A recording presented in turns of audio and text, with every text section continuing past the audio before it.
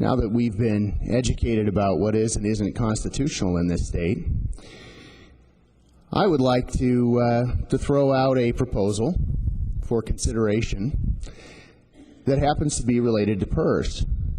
Many of you know I've stood up here for years now and talked about the need to reform PERS because it is an unsustainable program. It is a cost driver in this state.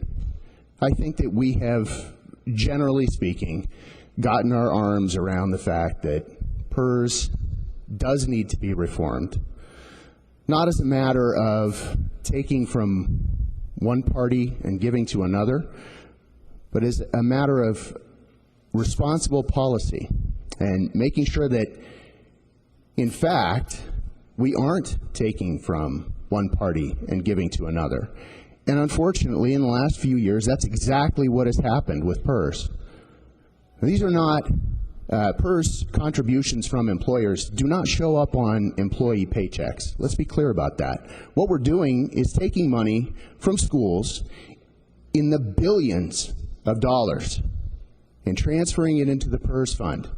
And the result of that is that there are 7,000 fewer teachers today than there were 3 years ago.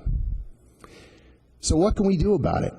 We all took an oath to uphold the Constitution, and although not every one of us knows exactly what is and what is not constitutional, and not all of us are willing to speculate on it, even with that fact, look at the specifics of some of the PERS reform bills and ask the question, is it fair? Is it good policy?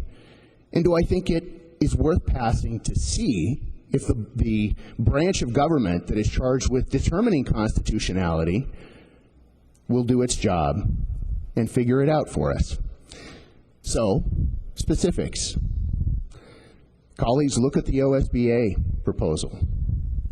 In there, with a savings of hundreds of millions of dollars every biennium, is a proposal to take Tier 1 and Tier 2 employees' IAP, individual account contributions, and put them back into the PERS fund, which is exactly where they were from the inception of PERS through 2003. Try that on for constitutionality, just putting it back where it was, and the savings that come with it can be realized without fear of crossing the Constitution, without fear of unfairness,